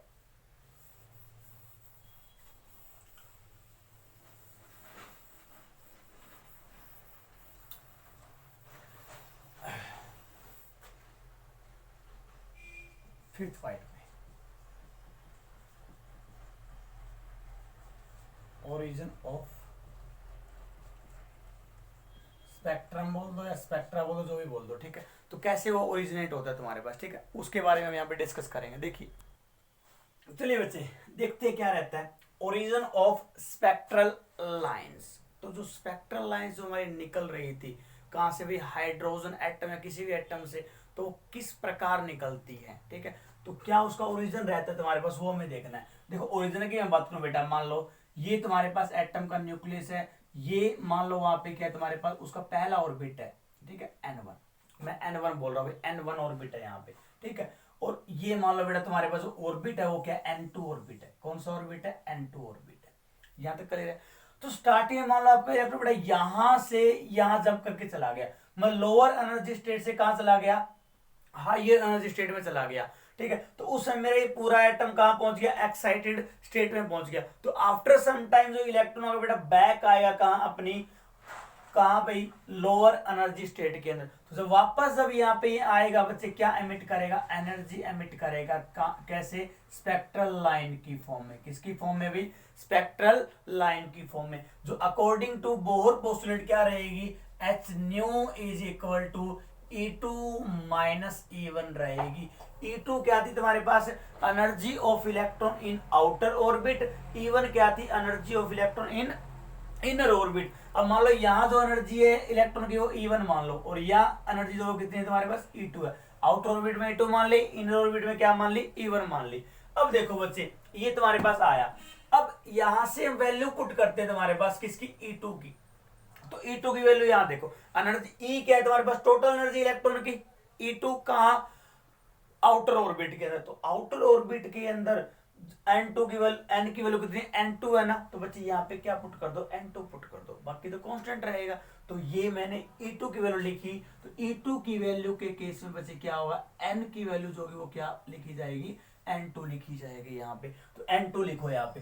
तो E2 की वैल्यू क्या है, -2 का स्केयर m के स्केयर बच्चे z square e⁴ divide by में क्या रहेगा, n2 का स्केयर इनटू में h स्केयर। बच्चे माइनस का साइन, फिर e1 की वैल्यू देखो। अब e1 की वैल्यू लिखोगे तो n की वैल्यू क्या रहेगी, n1 रहेगी ना, यहाँ पे देखो n1 रहेगी। तो लिख दो भाई माइनस, और एक ऑलरेडी माइनस यहाँ है, तो माइनस माइनस क्या होगी, प्लस होगी। तो ये क्या लिखा जाएगा, 2 का स्केयर m के square z square e⁴ divide by बचे n1 का स्केयर इनटू h का स्केयर। ये वैल्यू रही भी हमारे पास, ठीक है। इसके बाद देखिए, अब यहां देखो क्या कॉमन आया तुम्हारे पास, 2 स्केयर m के स्केयर e⁴ z स्केयर, और डिवाइड बाय बच्चे क्या आया, h स्केयर। कॉमन आया नहीं आया, अभी दोनों टर्म में देख लो कॉमन आ रहा है। तो यहां क्या बचा, -1/n2 का स्केयर, और यहां बचा +1/n1 का स्केयर। और बच्चे h न्यू को क्या लिख सकता हूं मैं, c/λ लिख सकता हूं, c/λ लिखा भाई मैंने इसको। अब यहां देखो 1/λ क्या रहता है तुम्हारे पास, 2 स्केयर m के square e⁴ z square divide by में क्या रहता है बच्चे तुम्हारे पास, h का क्यूब हो जाएगा, h को मैं यहां लेके आ रहा हूं, h का क्यूब हो गया, c है रहा तुम्हारे पास। और यहां क्या रहता है बच्चे, पहले पॉजिटिव टर्म को ले लेता हूं, 1/n1 का स्केयर माइनस 1/n2 का स्केयर, ये लिखा बच्चे। अब देखो, तो ये जो टर्म आपके पास ये क्या बच्चे, कांस्टेंट है नहीं है, क्या कांस्टेंट है। तो इसको नाम दिया गया बच्चे किसका, r का। और r क्या यहाँ पे बच्चे, रेबर्ग कांस्टेंट। क्या रहेगा तुम्हारे पास, रेबर्ग कांस्टेंट रहेगा। और वैल्यू रहती है तो उसकी वो रहती है 1.097 इंटू 10⁻7 पर मीटर, ये रहेगी भाई तुम्हारे पास, ठीक है, रेबर्ग कांस्टेंट। और वैल्यू क्या रहेगी रेबर्ग कांस्टेंट की, 2 स्केयर m के स्केयर e⁴ h⁻c। सारी वैल्यू पुट करो यहाँ पे, तुम्हें पता है कौन सी क्या है, ठीक है, वैल्यू पुट करो, आंसर ये वाला आएगा तुम्हारे पास, ठीक है। चलो भाई, तो इसको मैंने फिक्स किया, 1/λ इज इक्वल टू ये रहा बच्चे r इंटू में z का स्केयर, और ये तुम्हारे पास क्या आया, 1n1 स्केयर माइनस n2 का स्केयर। आया नहीं आया बच्चे, ये लो तुम्हारे पास, ठीक है। ये रेबर्ग फॉर्मूला है वैसे मेरे पास, ठीक है, स्पेक्ट्रल लाइन के लिए, ठीक है। अब आगे देखो तुम्हारे पास क्या, 1/λ। तो बेटा रेसिप्रोकल ऑफ वेवलेंथ को हम क्या लिखते हैं, तुम्हारे पास वेव नंबर बोलते हैं। क्या बोलते हैं, वेव नंबर, जो कि आपने केमिस्ट्री पढ़ा होगा। तो वेव नंबर को डिनोट किससे करते हैं हम, न्यू बार से डिनोट करते हैं, 1/λ। ये फॉर्मूला आपने पहले पढ़ा होगा कभी, ठीक है। अब ये मैं यहाँ यूज करता हूँ, तो nu bar is equal to बच्चे r, z की वैल्यू मैंने 1 पुट कर ली, किसके लिए, हाइड्रोजन एटम के लिए। तो मैं हाइड्रोजन एटम के लिए लिख रहा हूँ। तो ये हुआ तुम्हारे पास कितना आया, 1/n1 का स्केयर माइनस 1/n2 का स्केयर। तो ये बच्चे क्या आया तुम्हारे पास, रेबर्ग फॉर्मूला आया, रेबर्ग एम्पिरिकल फॉर्मूला आया बच्चे, किसके लिए, स्पेक्ट्रल लाइन के लिए हाइड्रोजन एटम का, ठीक है। तो हाइड्रोजन एटम के लिए हमने क्या लिख दिया बच्चे, रेबर्ग फॉर्मूला लिख दिया। अब इसका यूज करके आप क्या बता सकते हो, वेवलेंथ बता सकते हो, फ्रीक्वेंसी बता सकते हो, जो भी लाइन वहां पे एमिट होंगी, जो भी रेडिएशन वहां पे एमिट होगी, ठीक है, उनकी आप क्या बता सकते हो, वेवलेंथ और फ्रीक्वेंसी बता सकते हो। तो ये वाला फॉर्मूला हमारे पास आया, nu bar is equal to r 1/n1 का स्केयर माइनस 1/n2 का स्केयर। ये आया बच्चे मेरे पास, क्लियर है। इसके बाद हम बात करते हैं तुम्हारे पास क्या, बेटा ये फॉर्मूला जैसे ही आया तुम्हारे पास, ठीक है, बोहर ने दिया भाई ये फॉर्मूला निकालने का तरीका। तो एक्सप्लेनेशन आती है तुम्हारे पास किसकी, spectral series of hydrogen atom. Hydrogen atom से जो स्पेक्ट्रा जो निकल रहा था, ठीक है, बोहर ने बच्चे क्या किया, उसको एक्सप्लेन किया भी क्यों आ रहा है, भी रीजन क्या है उसके पीछे। कई बार बोल रहे बाल्मर सीरीज है, ठीक है, जो हमने पढ़ी थी वहां पे Lyman, Balmer, Paschen, Brackett, Pfund, तो वो क्यों आ रही है, ठीक है, कब आएगी, क्या कंडीशन रहेगी, तो बोर ने उसकी एक्सप्लेनेशन दी तुम्हारे पास, explanation of spectral series of hydrogen atom. देखो हम बात करते हैं, देखो तो बेटा क्या कहते हैं तुम्हारे पास, बोर, मान लो ये तुम्हारे पास क्या हुआ, एटम का स्ट्रक्चर बना रहा हूं, ये न्यूक्लियस होगी बच्चे, मान लो तुम्हारे पास, ठीक है, छोटा सा बना लो न्यूक्लियस, मान लो ये छोटा सा न्यूक्लियस तुम्हारे पास, ये उसका पहला ऑर्बिट हो गया बच्चे, ये वाला उसका सेकंड ऑर्बिट हो गया तुम्हारे पास, ठीक है, ये वाला बच्चे कौन सा ऑर्बिट हो गया, थर्ड ऑर्बिट हो गया, मान लो ये थर्ड ऑर्बिट बनाया हमने, ये फोर्थ हो गया, ये वाला कौन सा हो गया तुम्हारे पास, मान लो फिफ्थ ऑर्बिट हो गया, मान लो ये हुआ फिफ्थ ऑर्बिट हुआ, ठीक है, यहां तक ये फिफ्थ ऑर्बिट आ रहा है तुम्हारे पास, ठीक है। अब यहां देखो तुम्हारे पास एन की वैल्यू राइट कर दो इनके लिए, तो क्या रहती है बच्चे, देखो ये एन की वैल्यू बच्चे क्या है तुम्हारे पास 1, या एन की वैल्यू कितनी है 2, ये थर्ड ऑर्बिट है तो एन की वैल्यू 3, ये फोर्थ है एन की वैल्यू 4, ये एन की वैल्यू 5, ये रहती है। तो बोहर ने बच्चे स्पेक्ट्रल सीरीज के लिए क्या दी तुम्हारे पास, थ्योरेटिकल एक्सप्लेनेशन दी। वो क्या कह रहा था तुम्हारे पास कि जब क्या आएगा तुम्हारे पास, कोई भी इलेक्ट्रॉन बाहर वाले किसी ऑर्बिट से जंप करके पहले ऑर्बिट में जब आएगा, उस समय जो वो एनर्जी एमिट करेगा, जो स्पेक्ट्रल लाइन जो बनेगी बेटे, वो कौन सी होगी तुम्हारे पास, लाइमन सीरीज होगी। कौन सी होगी, लाइमन सीरीज की स्पेक्ट्रल लाइन होगी वो तुम्हारे पास, ठीक है। वैसे स्टार्टिंग में बनाना चाहूं तुम्हारे पास, देखो सीरीज ये बना रहा हूं तुम्हारे पास, देखो लाल बत्तख पाई बाई पे, रेड बत्तख थी तो मेरे भाई के पास मिली भाई, वो तुम्हारे पास कह पाई वहां पे, ठीक है, मेरे भाई के पास पाई, तो मैंने ये सीक्वेंस बनाया यहाँ पे कि लाल बत्तख बाई, ठीक है, सॉरी लाल बत्तख पाई, ठीक है, मतलब मिली, पाई बाई मतलब ब्रदर पे, ठीक है, उस पे मिली हुई। तो बेटा एल का मतलब यहाँ पे क्या हुआ तुम्हारे पास, लाइमन, क्या हुआ, लाइमन हुआ बच्चे, क्या हुआ, लाइमन हुआ यहाँ पे। और बेटा बी तुम्हारे पास क्या होगा, बाल्मर सीरीज के लिए होगा, किसके लिए होगा, बाल्मर के लिए। और ये तुम्हारे पास पी जो होगा बेटा, ये होगा पासन के लिए, किसके लिए होगा, पासन के लिए होगा। और बी जो होगा बच्चे, ये किसके लिए होगा तुम्हारे पास, ब्रैकेट के लिए होगा, किसके लिए होगा बच्चे, ये ब्रैकेट के लिए होगा। और पी की मैं बात करूं बच्चे, ये किसके लिए होगा तुम्हारे पास, पी फंड, किसके लिए, पी फंड, ठीक है। ये 5 सीरीज होती है तुम्हारे पास, लाइमन सीरीज, बाल्मर सीरीज, पासन series, Brackett series, P fund series, ठीक है। तो बोहर अपनी थ्योरेटिकल एक्सप्लेनेशन में ये कहती है भी लाइमन जो सीरीज आपकी जो बन रही है, लाइमन सीरीज जो आपकी बन रही है वो कब बनेगी, जब कोई भी ऑर्बिट, जब कोई भी इलेक्ट्रॉन बाहर वाले किसी ऑर्बिट से जंप करके कहां आ जाए, पहले ऑर्बिट में आ जाए, वो दूसरे से पहले में आ जाए, तीसरे से पहले में आ जाए, फोर्थ से पहले, मतलब पहले ऑर्बिट में आना चाहिए, कहां से जंप करके, आउटर ऑर्बिट से। हमें पता भी आउटर ऑर्बिट से जब जंप करके लोअर में आता है तभी तो वो एनर्जी एमिट करता है वहां पे, ठीक है। और वो एनर्जी कौन सी, वो एनर्जी जो थी बेटे रेडिएशन के फॉर्म में थी, वो लाइन की फॉर्म में थी, स्पेक्ट्रल लाइन की फॉर्म में थी, तो सीरीज थी वो, उसको नाम क्या दिया गया, लाइमन सीरीज का नाम दिया गया वहां पे, ठीक है। तो बेटा लाइमन सीरीज कब आएगी, मान लो ये बाहर वाला ऑर्बिट है, यहां से इलेक्ट्रॉन मान लो दूसरे से पहले में आया, या फिर मान लो बेटा तीसरे से पहले में आया, या बेटा चौथे ऑर्बिट से पहले में आया, या पांचवें से किस में आया बच्चे, पहले ऑर्बिट में आया। तो बेटा ये जो लाइन है दिखा रखी है मैंने, ये जो सीरीज दिखा रखी है, कौन सी सीरीज है तुम्हारे पास, लाइमन सीरीज है। कौन सी सीरीज होगी ये, लाइमन सीरीज होगी। और लाइमन सीरीज के लिए जो रेबर्ग फॉर्मूला जो रहेगा बच्चे, वो तुम्हारे पास क्या रहेगा, न्यू बार लिख लो या 1/लैम्डा लिख लो, कुछ भी लिख लो, ये लिख दिया मान लो, तो क्या रहेगा तुम्हारे पास, R 1/1 का स्क्वायर माइनस 1/n का स्क्वायर, 1/n का स्क्वायर, मतलब इलेक्ट्रॉन पहले ऑर्बिट में आएगा जंप करके, तो ये तो वो हो गया तुम्हारे पास, ठीक है।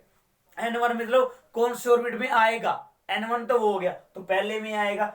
n2 कौन से आएगा, मतलब कौन से ऑर्बिट से जंप करके आएगा, तो दूसरे से आ सकता है, थर्ड से, फोर्थ से, किसी से भी, आउटर वाले से, पहले वाले को छोड़ के उससे ऊपर वाले से। तो मींस n की वैल्यू जो रहेगी बच्चे वो क्या रहेगी तुम्हारे पास, 2 3 4 अप टू इंफिनिटी, ठीक है, ये रह सकते हैं तुम्हारे पास। तो अब देखो बच्चे, तो सबसे लोवेस्ट वैल्यू एन की वैल्यू आप क्या रख सकते हो, 2 रख सकते हो, और सबसे लार्जेस्ट एन की वैल्यू आप क्या रख सकते हो, इन्फिनिटी रख सकते हो। जब एन की वैल्यू आप 2 रखोगे बच्चे, वहां से जो आपको लैम्डा ऑब्टेन होगा वो तुम्हारे पास क्या होगा, लार्जेस्ट होगा बच्चे। क्या होगी, लार्जेस्ट वेवलेंथ होगी वो। ठीक है, मतलब जो भी हम कह रहे हैं स्पेक्ट्रल लाइन जो बन रही है तुम्हारे पास, जो लाइनें बन रही है, ठीक है, तो आपको सब उन लाइनों की सबसे ज्यादा वेवलेंथ निकालनी हो आपको, तो बच्चे एन की वैल्यू क्या पुट कर दो, 2 पुट कर दो। और शॉर्टर निकालनी हो तो बच्चे एन की वैल्यू क्या पुट कर दो, इन्फिनिटी पुट कर दो। वो तुम्हारे पास क्या आएगी, शॉर्टर वेवलेंथ आएगी उस स्पेक्ट्रल सीरीज के अंदर। ठीक है, ये थी बच्चे मेरी क्या, लाइमन सीरीज। और लाई कहां करेगी बच्चे, तुम्हारे पास यूवी रीजन में लाई करेगी, अल्ट्रावायलेट रीजन में लाई करेगी। तो जो ये लाइमन सीरीज होती है बच्चे, ये किस में लाई करेगी तुम्हारे पास, यूवी रीजन में, रिमेंबर रखना हमेशा। और बच्चे ये जो बालमर होगी वो हमेशा कहां लाई करेगी तुम्हारे पास, विजिबल रीजन में। किस में लाई करेगी भाई, विजिबल रीजन में लाई करेगी। और बाकी की तीनों जो है तुम्हारे पास बच्चे, वो कहां लाई करेगी, इंफ्रारेड रीजन में। किसमें लाई करेगी, इंफ्रारेड रीजन में लाई करेगी तुम्हारे पास। क्लियर है, चलो भाई, तो ये होगी तुम्हारे पास लाइमन के बारे में। तो इसके बाद बच्चे मैं बात करूं तुम्हारे पास किसकी, बाल्मर सीरीज की। तो बच्चे बाल्मर सीरीज दूसरे नंबर पे आती है। तो जब आपका इलेक्ट्रॉन बाहर वाले किसी ऑर्बिट से जंप करके किस में एंटर करे बेटा, सेकंड ऑर्बिट में एंटर करे, उस समय जो रेडिएशन एमिट होगी ना, ठीक है, मतलब जो एनर्जी एमिट होगी रेडिएशन के वो में, वो कैसी सीरीज बनाएगी तुम्हारे पास है, बाल्मर सीरीज बनाएगी। कैसी बनाएगी, बाल्मर सीरीज बनाएगी। ठीक है, तुम्हें पता है अभी जब एक्साइटेड से लोअर में तभी एनर्जी एमिट होती है ना। ठीक है, तो कौन से जाना चाहिए, बाहर वाले किसी ऑर्बिट से दूसरे में आना चाहिए। अब दूसरे से पहले में तो आ नहीं सकता, और पहले से दूसरे में जब जाएगा तो वो तो लोअर से हायर में हो गया ना। तो लोअर से हायर में जाएगा तब तो वो एनर्जी एमिट नहीं करता ना, हायर से लोअर में तब वो एनर्जी एमिट करता है तुम्हारे पास। तो इसका मतलब यदि मान लो बच्चे तुम्हारे पास तीसरे से दूसरे में आए, या फोर्थ से दूसरे में आए, या फिफ्थ से दूसरे में आए बच्चे, वहां सीरीज जो बनेगी वो कौन सी बनेगी, बाल्मर सीरीज बनेगी। तो मीन्स आएगा कौन से में, दूसरे ऑर्बिट में आएगा भी। कौन से में आएगा, दूसरे। तो इसका मतलब यहाँ पे जो वैल्यू रहेगी वो क्या रहेगी, 2 का स्केयर रहेगा। और n की वैल्यू कहां से स्टार्ट होगी बच्चे, 3 से स्टार्ट होगी, क्योंकि 3 से दूसरे में आ सकता है, 4 से दूसरे में आ सकता है। ठीक है, तो तब जो तुम्हारे पास बच्चे रेडिएशन निकलेगी, ठीक है, वो जो स्पेक्ट्रल सीरीज होगी वो कौन सी होगी तुम्हारे पास, बाल्मर की होगी, बाल्मर सीरीज होगी।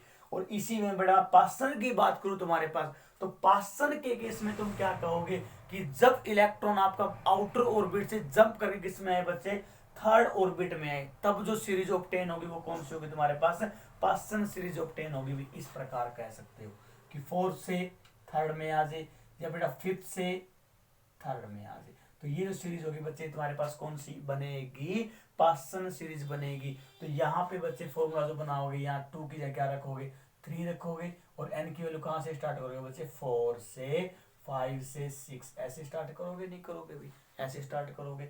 और बेटा जो तुम्हारे पास क्या आती है, ब्रैकेट सीरीज आती है। तो ब्रैकेट सीरीज कब ऑब्टेन्ड होगी, जब आपका इलेक्ट्रॉन आउटर ऑर्बिट से जंप करके कहां एंटर करे बच्चे, कौन से ऑर्बिट में, फोर्थ ऑर्बिट में एंटर करे। कौन से में करे, फोर्थ ऑर्बिट में एंटर करे, तब जो सीरीज ऑब्टेन होगी that is known age Brackett series. Means भाई ये वाला होगा ना फिफ्थ ऑर्बिट, और तुमने बना ही नहीं रखा यहाँ पे, या बना लो भी, बनाना हो तो तुम्हारे पास ये लो। ठीक है, एक और बना लो तो n की वैल्यू 6 होगी यहाँ पे, तो ये वाला हो गया भाई तुम्हारे पास। ये कौन सी सीरीज होगी बच्चे तुम्हारे पास है, ब्रैकेट सीरीज होगी। और एम्पिरिकल फॉर्मूला के लिए यहाँ पे क्या लिख दो, 4 का स्क्वायर लिख दो। और n की वैल्यू कहां से स्टार्ट होगी बेटा, 5 6 7 8 से स्टार्ट होगी तुम्हारे पास। ठीक है, इसी वे के अंदर पी फ्रेंड सीरीज कैसे ऑब्टेन होगी, जब इलेक्ट्रॉन आउटर ऑर्बिट से जंप करके बेटा किस में एंटर कर जाए तुम्हारे पास, पांचवें ऑर्बिट में एंटर कर जाए, किसमें, फिफ्थ ऑर्बिट में एंटर कर जाए, तब जो सीरीज ऑब्टेन होगी वो तुम्हारे पास कौन सी होगी, पी फंड सीरीज ऑब्टेन होगी। और इंपेरिकल फॉर्मूला या रेबर्ग फॉर्मूला जो रहने वाला है वो क्या रहेगा बेटा, ये रहेगा 5 का स्क्वायर कर दो। और n की वैल्यू कहां से स्टार्ट करो, 6 7 8 अप टू इन्फिनिटी तक स्टार्ट कर लो बच्चे। ठीक है, ये रहेगा मेरे पास क्या, रे बर्ग फॉर्मूला रहेगा उसके लिए। ठीक है, तो ये बच्चे सीरीज, ये सारी की सारी जो स्पेक्ट्रल सीरीज आ रही थी, Lyman, Balmer, Paschen, Brackett, Pfund, तो ये थ्योरेटिकली एक्सप्लेन कर दी बोहर ने अपने कर दी। लेकिन किए किसके लिए,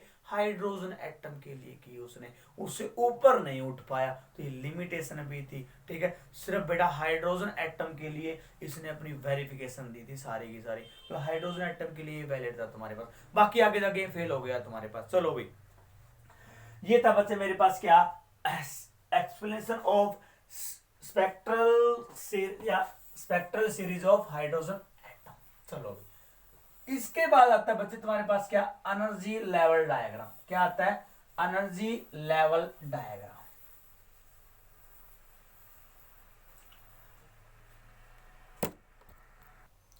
तो देखिए बच्चे क्या रहता है, एनर्जी लेवल डायग्राम।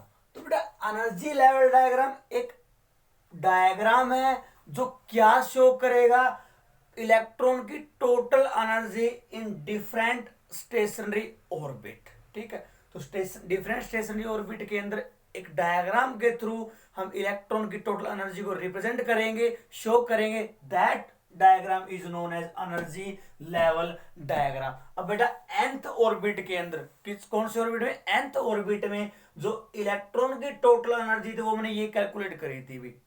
तो हाइड्रोजन एटम के लिए मैं सारी की सारी वैल्यू पुट करूं तो मेरे पास जो वैल्यू आती है वो कितनी आती है, -13.6 divide by n square electronvolt. ये आता है बच्चे तुम्हारे पास, आती है नहीं आती, चलो ये आई बच्चे। अब इसके बाद देखो हमने क्या किया, हम डिफरेंट ऑर्बिट में क्या देखेंगे, इलेक्ट्रॉन की एनर्जी देखेंगे। मान लो बेटा मैंने फर्स्ट ऑर्बिट की बात की, तो पहले ऑर्बिट के लिए n की वैल्यू कितनी होगी, 1 होगी ना, तो उस समय एनर्जी E1 कितनी होगी तुम्हारे पास, ये बात कर ले, पहले ऑर्बिट में एनर्जी कितनी होगी, तो 1 वैल्यू पुट करो, कितनी होगी, -13.6 इलेक्ट्रोवोल्ट होगी वहां पे भी। तो उस एनर्जी स्टेट की वैल्यू कितनी होगी, -13.6 इलेक्ट्रोवोल्ट। जब n की वैल्यू 2 रखता हूं तो टोटल एनर्जी जो आती है इलेक्ट्रॉन की वो कितनी है तुम्हारे पास, E2 कितनी आएगी, तो यहाँ पे क्या रखोगे बेटा, -13.6 डिवाइड बाय में 2 का स्केयर रखोगे भी, तो 4 आएगा भी। तो इसको सोल्व करते हो तुम्हारे पास कितना आता है, -3.4 इलेक्ट्रोवोल्ट आएगा बच्चे। और जब आप n की वैल्यू 3 पुट करते हो तब E3 जो आएगा बच्चे वो तुम्हारे पास कितना आएगा, -1.51 इलेक्ट्रोवोल्ट आएगा। और जब आप n की वैल्यू 4 पुट करते हो तो बच्चे आपकी E की वैल्यू 4 होगी, वो आगी -0.85 इलेक्ट्रोवोल्ट। अब जब n की वैल्यू आप 5 पुट करते हो तो उस समय बच्चे E5 की जो वैल्यू होगी वो आएगी -0.54 इलेक्ट्रोवोल्ट। और n की वैल्यू जब 6 पुट करोगे बच्चे तो E6 is equal to -0.37 electronvolt. और n की वैल्यू 7 पुट करते हो तो बच्चे E7 जो आएगा -0.28 इलेक्ट्रोवोल्ट आई तुम्हारे पास, ये वैल्यू आई बच्चे। तो n की वैल्यू पुट करते जाओ, ठीक है, 2 का स्केयर, फिर 3 का स्केयर, 4 का स्केयर, 5 का स्केयर, तो डिवाइड करते जाओ, आंसर ये आता है, इलेक्ट्रोवोल्ट में एनर्जी है। तो पहले ऑर्बिट के अंदर जो एनर्जी है वो इतनी है, ठीक है, इतनी एनर्जी से बाउंड है हमारा इलेक्ट्रॉन, अगली वाले में इतने से बाउंड है हमारा इलेक्ट्रॉन, अगली वाले में इतने से बाउंड है। तो ये टोटल एनर्जी इलेक्ट्रॉन की डिफरेंट ऑर्बिट में। तो ये डायग्राम के थ्रू हमने शो करनी है, तो कैसे शो करेंगे, देखो मैंने यहाँ डायग्राम बनाया तुम्हारे पास, मान लो ये डायग्राम बना रहा हूं, ठीक है, तो ये डायग्राम बना रहे हैं मान लो बच्चे। अब देखो जैसे जैसे हम मान लो हाई एक्साइटेड स्टेट में जा रहे हैं ऊपर, तो एनर्जी देखो बेटा क्या आ रही है तुम्हारे पास, क्लोज आ रही है, नहीं आ रही, क्या आ रही है, क्लोज आ रही है। देखो अब पहले कितनी थी, -13.6 थी, अब उससे आधे से ही बहुत कम होगी, देखो मतलब बहुत ही कम होगी। अब इसकी देखो लगभग आधी है, ये तुम्हारे पास, ये भी आधी मान लो तुम्हारे पास, ये देखो ये आधी नहीं है, क्लोज है इसके, ये इसके क्लोज है, ये इसके क्लोज, तो क्लोज आते जा रहे। जैसे जैसे आप n बढ़ाते जा रहे हो तो एक्साइटेड स्टेट के जो लेवल है वो क्या होते जा रहे हैं बेटा, क्लोज होते जा रहे हैं तुम्हारे पास, ठीक है। अब इनको मैंने यहाँ रिप्रेजेंट करना है। अब मान लो ऐसे मैं यहाँ शो कर रहा हूं तुम्हारे पास एनर्जी को, नेगेटिव एनर्जी है, ये वाली लाइन बोल दो बच्चे। मान लो तुम्हारे पास कितनी है यहाँ पे, चलो मैं थोड़ा सा और नीचे बना देता हूँ, ये बच्चे माइनस तुम्हारे पास कितना बोल दिया हमने, 14 बोल दिया, मान लो ये -15 और ये माइनस बच्चे 16, सॉरी उल्टा चलेंगे भाई, -13 -12 और ये बेटा -11 और ये बच्चे -10, कितना हुआ -10, ये -11 9, माइनस के 9 हुआ तुम्हारे पास, ठीक है। और इसके बाद हम बात करें तुम्हारे पास -7, और ये बच्चे -8, -9, -7, सॉरी कहाँ चले गए हम, 11, 10, 9, फिर यहाँ 8 आएगा बच्चे, यहाँ कितना आएगा तुम्हारे पास 7 आएगा, यहाँ कितना आएगा बच्चे 6 आएगा, और यहाँ बच्चे कितना आएगा -5, और यहाँ -4, और यहाँ माइनस कितना आएगा तुम्हारे पास, इसको यहाँ लिख देता हूँ -3 और -2 और बच्चे -1, और ये कितना कर दिया मैंने 0 कर दिया बच्चे, कितना कर दिया 0 कर दिया। तो ये मैंने एनर्जी यहाँ पे दिखाई। तो अब देखो बच्चे, तो चलो पहले ऑर्बिट के लिए एनर्जी की वैल्यू कितनी है, -13.6 इलेक्ट्रोवोल्ट। तो -13.6 इलेक्ट्रो, हाँ ये जो एनर्जी बचे किसमें, इलेक्ट्रोवोल्ट में, इलेक्ट्रोवोल्ट की यूनिट रहेगी ईवी ईवी ईवी ईवी, ठीक है। तो पुट करना है यहाँ पे तुम्हारे पास। तो ये देखो इस वैल्यू को रिप्रेजेंट करो तो कहाँ लाई करेगी बेटा, यहाँ कहीं लाई करेगी, यहाँ, ठीक है। हाफ से थोड़ा सा यहाँ कर लो तुम, तुम्हारे पास यही कहीं लाई करेगी, ठीक है। तो ये लो भाई, यहाँ हमने बेटा लाई किया तुम्हारे पास, ये हो गया तुम्हारे पास, ठीक है। तो ये किसके लिए आई, एन की वैल्यू बच्चे किसके लिए आई, 1 के लिए आई, ठीक है। -13.6 इलेक्ट्रोवोल्ट, क्लियर है। उसके बाद बच्चे E2 देखो तुम्हारे पास कितना है, -3.4 इलेक्ट्रोवोल्ट है। तो ये कहाँ आएगा तुम्हारे पास, यहाँ कहीं आएगा भाई, -3.4 इलेक्ट्रोवोल्ट, यहाँ कहीं हाफ से थोड़ा सा ऊपर करोगे अब की बार, ये वाली होगी तुम्हारे पास। तो ये जो है बच्चे एन की वैल्यू कितनी है तुम्हारे पास, 2 है, क्या है तुम्हारे पास 2 है भाई। इसी प्रकार एन की वैल्यू 3 के लिए कितनी वैल्यू वाली एनर्जी तुम्हारे पास, -1.51। तो -1.51 कहाँ लाई करेगा, बोले यहाँ हाफ में, यहाँ कहीं लाई करेगा तुम्हारे पास, ये बना दिया भाई। तो देख लो अब एनर्जी स्टेट क्लोज होते जा रहे नहीं होते जा रहे, ऊपर ध्यान से देख लो, ठीक है। और अगले वाले में देखो E4 एन की वैल्यू 4 के लिए एनर्जी कितनी है, -0.85। तो -0.85 कहाँ लाई करेगी, यहाँ कहीं होगा तुम्हारे पास, यहाँ होगा एन की वैल्यू 4 के लिए। अब एन की वैल्यू 5 के लिए बेटा एनर्जी कितनी आ रही है, -0.54, जो कहां होगा, यहां कहीं होगा तुम्हारे पास, बिल्कुल सेंटर में, यहां कहीं होगा भाई एन की वैल्यू 5 के लिए भाई, ठीक है। अब बनाते जाओ भैया, बनाते जाओ, तुम्हें पता है बिल्कुल क्लोज क्लोज आते चले जाएंगे वहां पे, ठीक है। अच्छे से अपनी फेयर नोटबुक में बनाएंगे बेटा, पेंसिल के साथ और स्केल के साथ, बहुत अच्छा डायग्राम बनेगा, ठीक है। अब मेरा स्पेस बहुत ही कम रह गया वहां पे, फिर बिल्कुल ही खराब हो जाएगा वहां पे, ठीक है। मैं वहां पे नहीं बना रहा हूँ, ठीक है। अब ये देखिए बच्चे, ये मैंने बनाई यहाँ पे। तो क्या होगा, ये पहला ऑर्बिट हुआ, ये दूसरे ऑर्बिट के लिए, थर्ड के लिए, फोर्थ के लिए, फिफ्थ के लिए। अब तुम्हें पता है, जैसे मान लो मेरे को लाइमर सीरीज दिखानी हो, लाइमर सीरीज कैसे बनेगी, तो तुम्हें पता है लाइमर सीरीज तब बनती थी ना जब इलेक्ट्रॉन आउटर ऑर्बिट से पहले ऑर्बिट में जंप कर देते। तो आउटर ये पहले के लिए, पहले ऑर्बिट के लिए ये सारे सारे आउटर है नहीं है, तो यहां से एनर्जी ये आई तुम्हारे पास, मान लो यहां आई, यहां आ रही है, यहां इलेक्ट्रॉन जंप करके आया। तो बच्चे ये कौन सी सीरीज बन रही है, लाइमन सीरीज है। ये कौन सी सीरीज है, ये लाइमन सीरीज है। कौन सी सीरीज है, ये लाइमन सीरीज है। यदि बाल्मर दिखानी हो तो बच्चे बाल्मर के लिए बेटा आउटर ऑर्बिट से इलेक्ट्रॉन जंप करके कहाँ आएगा, सेकंड वाले में आएगा। तो ये दिखा दो, ये बाल्मर के लिए ट्रांजिशन होगी। तो ये क्या दिखा रहे हैं हम, एनर्जी की ट्रांजिशन दिखा रहे हैं, ठीक है भाई। एनर्जी कहाँ से कहाँ आएगा तब एमिट होगी तुम्हारे पास, तो ये हम दिखा रहे हैं वहां पे। तो ये कौन सी सीरीज होगी बच्चे तुम्हारे पास है, ये बाल्मर सीरीज हो गई। कौन सी हो गई, बाल्मर सीरीज हो गई। और जब बेटा क्या होगा, थर्ड एनर्जी स्टेट में जब आएगा आउटर से जंप करके, तब जो सीरीज बनेगी वो भी तुम्हें तुमने पता है क्या होगी, ये वाली बच्चे, ठीक है। तो ये कौन सी होगी तुम्हारे पास है, लाल बत्तख पाई, ठीक है। तुम्हारे पास क्या होगा, लाइमन बाल्मर पासन आएगी ये वाली। इसी प्रकार आप क्या बना लो बेटा, ब्रैकेट बना लो, पी फंड बना लो, ठीक है। ये क्या थी बच्चे, मेरी limitation, sorry energy level diagram था, ऐसे रिप्रेजेंट करेंगे आप इसके अंदर। तो इसके बाद जो हमारा टॉपिक है वो है तुम्हारे पास बच्चे क्या, limitation of Bohr model atom, ठीक है। बोर ने जो एटम का जो मॉडल दिया था, जो पोस्टुलेट दिए थे, उनकी क्या लिमिटेशन थी बच्चे, ठीक है। तो उन लिमिटेशन का बुक से अच्छे से पढ़ोगे, बस वही पढ़ोगे। इसके बाद में जो टॉपिक पढ़ोगे वो यही पढ़ोगे, वही सिलेबस में होगा आपके। तो बच्चे लिमिटेशन में आपको मैन लिमिटेशन ये बता दूं कि पहली बात तो बेटा ये हाइड्रोजन से ऊपर नहीं उठ पाया, से जो लाइट न्यूक्लियाई थे ना, सो लाइट जो एटम थे उनके लिए बता रहा था ये, जब ऊपर वाले के लिए पूछा गया तो ये फेल हो रहा था वहां पे। और फिर बच्चे जो कह रहे जो लाइन तो इन्होंने बता दी, जो स्पेक्ट्रम तो बता दिया, जो ओरिजिन हो रहा है, कहां से हो रहा है, कैसे हो रहा है, ठीक, कब होगा, वो उसने बता दिया। लेकिन जब उससे ये पूछा गया ना भी स्पेक्ट्रल सीरीज की जो ये आ रही है उनकी इंटेंसिटी क्या है तुम्हारे पास, ठीक है, उसके बारे में उसके पास कोई आंसर नहीं था। ये कुछ लिमिटेशन थी, आप अच्छे से बुक से पढ़ेंगे बच्चे, ठीक है। तो इसी के साथ हमारा पहला चैप्टर बच्चे क्या होता है, क्लोज होता है बच्चे, ठीक है। नेक्स्ट वीडियो में हम स्टार्ट करेंगे हमारा इस यूनिट का second chapter nuclei. Thank you बच्चे, मिलते हैं नेक्स्ट लेक्चर के साथ। Thank you.